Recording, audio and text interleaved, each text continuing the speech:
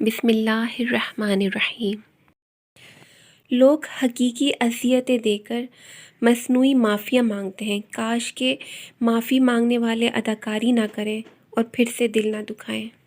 آج کل کے لوگ وفادار کم اور اداکار زیادہ بن گئے ہیں۔ وہ چاہتے ہیں کہ زمانہ ان کی واہ واہ کرے، مگر عمل ان کا اس کے برخلاف ہے۔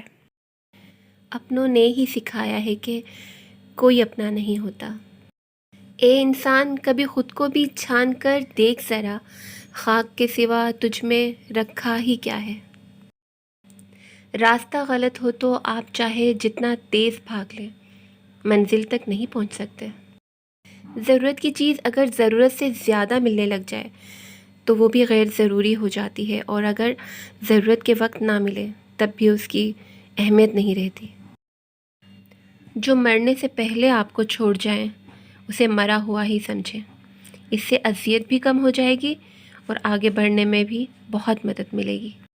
آپ کا کردار ہی آپ کی پہچان ہے، ورنہ ایک نام کے ہزاروں انسان ہیں۔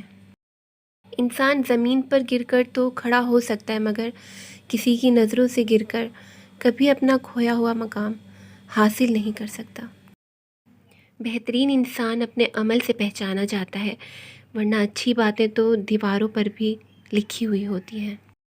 انسان جب سوچتا ہے تو اللہ تعالیٰ خود بخود راستے بناتا ہے۔ انسان کا سب سے اچھا دوست اس کا اپنا ضمیر ہے، جو ہر غلطی پر اس کو ملامت کرتا رہتا ہے اور ہر اچھے عمل پر اس کو سراہتا ہے۔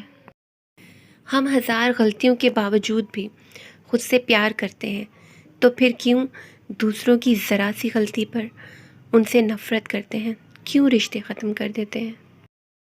جو لوگ جھک جاتے ہیں وہ کمزور نہیں ہوتے، بلکہ وہ ایک خوبصورت دل کے مالک ہوتے ہیں، اور ان میں رشتہ نبھانے کی صلاحیت دوسروں کے مقابلے میں زیادہ ہوتی ہے۔ عزت ہر انسان کا حق ہے، مگر کم صرف اس بات کو نہیں سمجھ پاتے۔